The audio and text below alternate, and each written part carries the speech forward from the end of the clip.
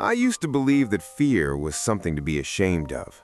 In the military, they don't teach you how to face fear. They teach you how to swallow it, lock it away deep inside, and keep moving as if nothing ever happened. Fear is treated as a sign of weakness, of lacking courage, and no one wants to be seen as weak, especially when you're wearing a uniform and standing among people trained for war. Back then, I was very young enough to believe that courage meant not being afraid. I thought a good soldier was someone who could walk straight into gunfire without trembling, someone who could make cold, decisive choices without letting emotions get in the way. I tried to become that person. I trained my face to be expressionless, my voice to be hard, and my heart to grow used to silence. Until the day we were ambushed. It wasn't a major battle, at least not in the way wars are usually told.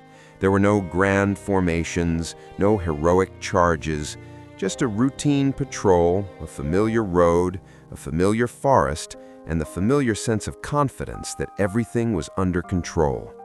Then came the explosion. The sound was unlike anything I had ever heard. It didn't just ring in my ears, it slammed straight into my chest, stopping my heart for a brief moment. The ground shook, the air thickened. I remember dropping to the ground by instinct before my mind could even understand what was happening.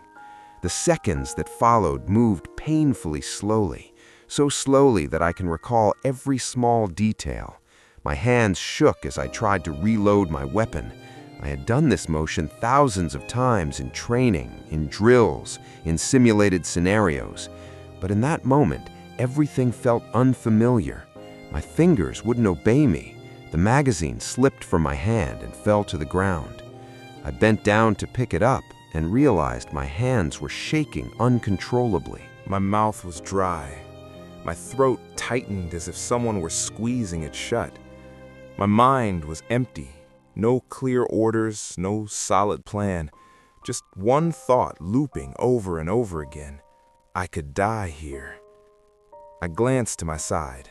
My teammate, the one I had always thought was the toughest in our unit, was pressed against a tree.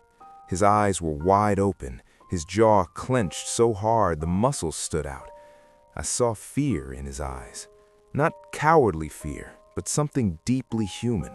The fear of someone standing on the thin line between life and death. We didn't say a word to each other. We didn't need to.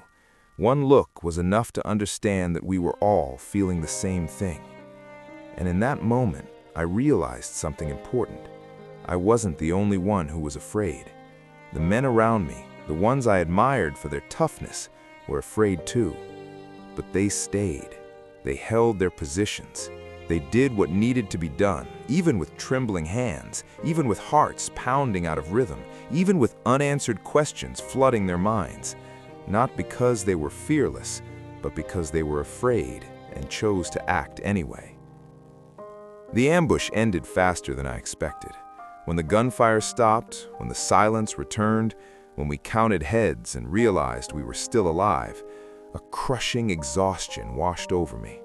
Not physical exhaustion, but mental, as if every ounce of energy inside me had been drained. That night, I couldn't sleep. I lay staring at the dark ceiling of the tent, listening to insects and the vague sounds of the forest. Every time I closed my eyes, the images came back. The explosion, my shaking hands, the look in my teammates' eyes. I realized I wasn't afraid of the enemy anymore. I was afraid of my own helplessness. I was afraid because I hadn't been as strong as I imagined. Afraid because I had shaken. Afraid because in that moment, survival instinct had overwhelmed every ideal, every noble idea I had about courage. But as the days passed, I began to see that fear differently. If I hadn't been afraid, would I have recognized the danger and dropped in time? If I hadn't been afraid, would I have clung so tightly to life? I started to understand that fear was not the enemy. It was a signal, a warning, a natural part of being human when facing real danger. After the war, I returned to ordinary life. No more gunfire, no more ambushes, No more tense nights in the jungle. But fear didn't disappear. It simply changed its shape. I became afraid of sudden loud noises, afraid of broken sleep, afraid of long stretches of silence. For a long time, I tried to hide it. I returned to the old habit of pretending to be strong, pretending to be fine, pretending the war had left no mark on me. But the more I hid it, the more exhausted I became. Until one day, I stopped pretending. I accepted that I was afraid. I accepted that some wounds can't be seen. And I accepted that this didn't make me any less of a person. The truth is, only those who are still alive can feel fear. The dead feel nothing. In its own way, fear is proof that I survived, that I am still here, that I am still human, with real emotions, not a machine built only to fight.